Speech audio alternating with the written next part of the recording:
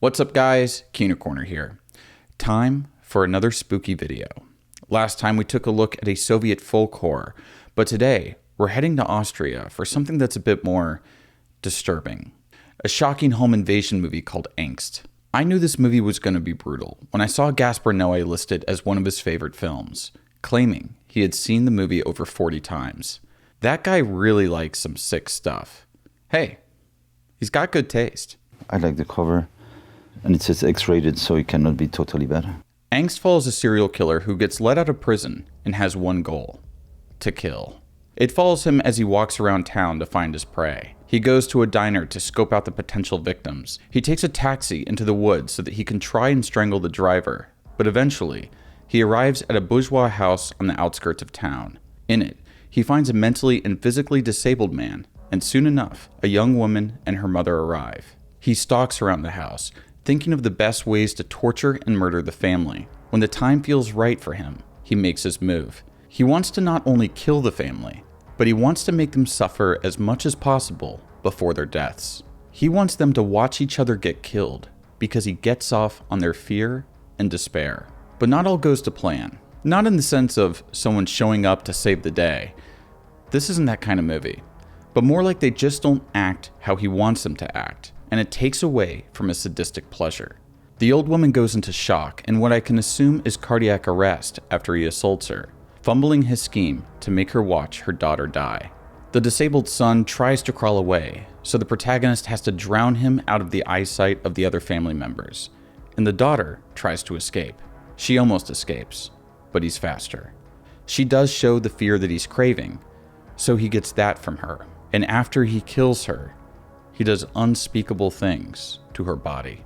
But the movie doesn't stop there. He packs the bodies into their car, washes up, and drives the corpses into town with the intention of scaring his next victims. Ich wollte den neuen Opfern die Leichen zeigen. Ich war überzeugt, dass ich ihnen damit richtig Angst machen kann. He's hysterical now, and he looks incredibly suspicious, not to mention the fact that he performs a hit and run in front of a bunch of school children before reaching town. So when he gets back to town, back to that cafe from the beginning of the movie, he doesn't find new victims, but rather, the police.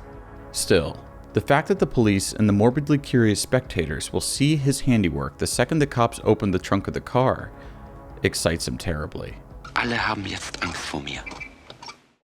The film is not that long, and the story is fairly simple. It's a low-budget home invasion film. So what makes it special? Well, there are several reasons why Angst transcends the typical home invasion horror movie. It's inspired by a true story. The main character in the story of the film is inspired by the real-life killer, Werner Kniesik. In January of 1980, he was set to be released from prison, but before his official release, he was given a 3-day leave to search for work.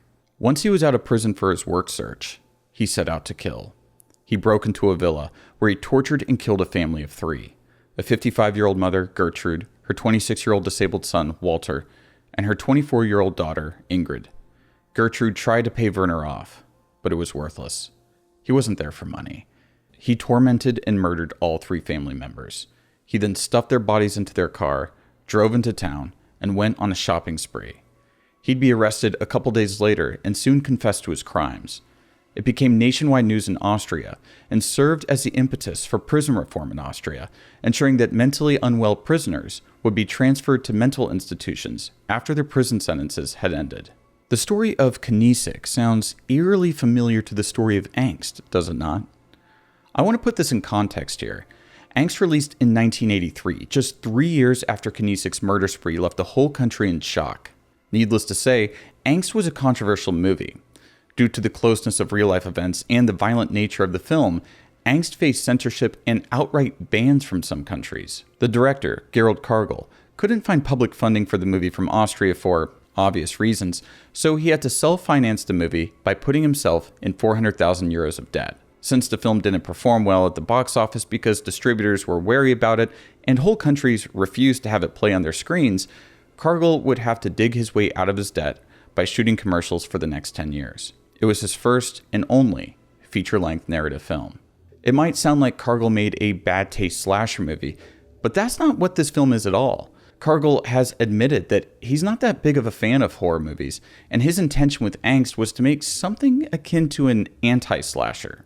That sentiment makes sense when you watch it. The film and the camera don't seem to care much about the victims. We don't know their names. I mean, they come into the film as victims of the killer. From the get-go, we know their fates. There's hardly any dialogue in the film to make us know anything about them. Instead, most of the talking is done by the protagonist in the form of narration. Das mit ihr wird noch eine ganz besondere Sache werden.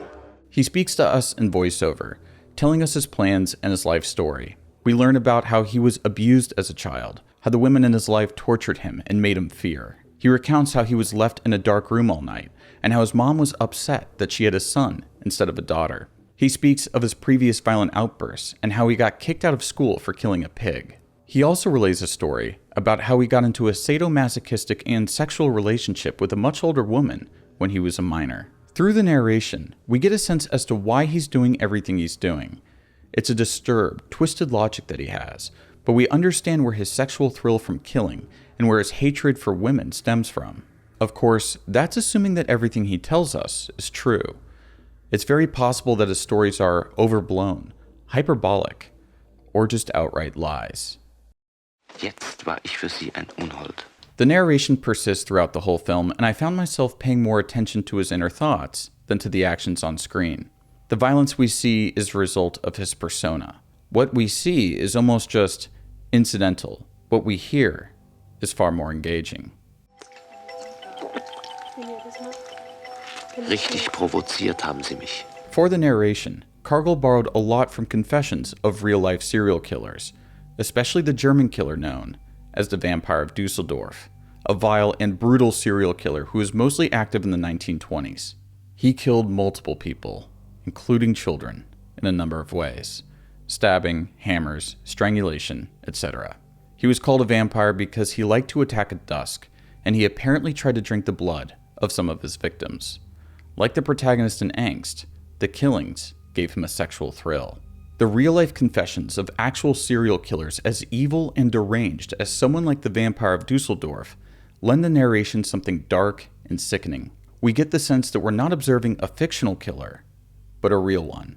What adds to the realism of the film is the fact that, for the most part, it takes place in real time. From the moment that he's let out of prison to the tunnel murder scene, there's not a single time skip. We're with him for everything. That includes him just walking around, waiting, stalking, cleaning up the crime scene, everything. The result is that the film feels less dramatic and more methodical and real. It also makes it more eerie, as this guy isn't a vampire or Freddy Krueger or something. He's a man you could walk past on the street, a man who you might see at a diner, a man who might wander into your backyard and decide to end your life. The everyday nature of this film gives the viewer a sense of immediacy. I know that I was peeking out of my windows into the backyard after watching this film. The fear that Angst instills in you is not of some fictional creature, but of your fellow man. And not just your fellow man, but someone of your same class. Someone who might be your neighbor. Both the killer and the victims are middle class, or maybe you could say petty bourgeois.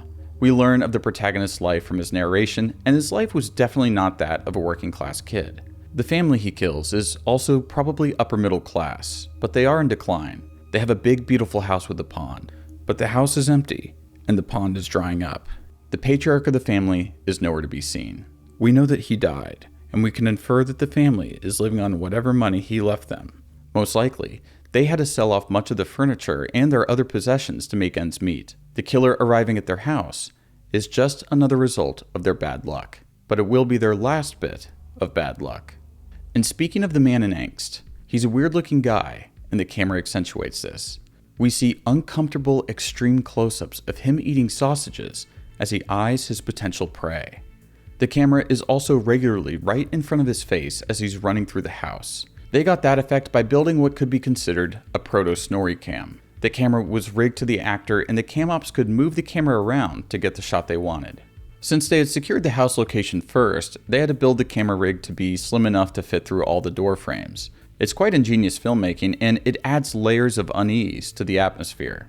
That camera rig wasn't the only technical trick the filmmakers pulled off to make Angst stand out visually. Much of the film was shot with mirrors, as in the cameras were shooting at mirrors instead of directly at the actors. I imagine that's how they could achieve some of the strange angles in the film, but it also gives the movie an ethereal and slightly surreal feel.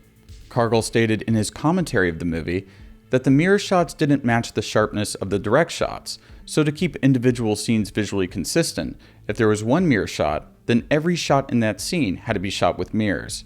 The use of mirrors added so much time and effort to the filmmaking process that it basically bankrupted the film. By the end of production, they barely had enough money to finish filming, so many of the later shots were done in one take. I think it was worth it though, as Angst is a visually beautiful film, and even though it might not have been a financial success, it has proven to be incredibly influential, especially in Gaspar Noe. The tunnel scene in Irreversible evokes the tunnel scene in Angst. Heck, Angst kind of feels like a Noe movie.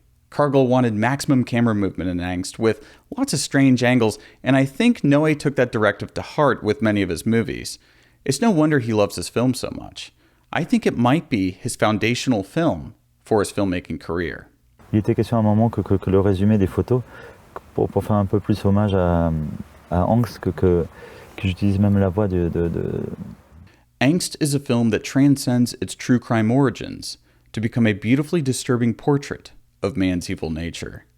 It's a film that will claw its way under your skin and have you wondering if you locked the door, or if you heard a noise in the other room. If I know one thing, it's that I'll steer clear of any funny-looking guys who voraciously eat sausages in public while perving on women. Anyways, guys, I've been the Kino Corner, and I will see you all in the next video.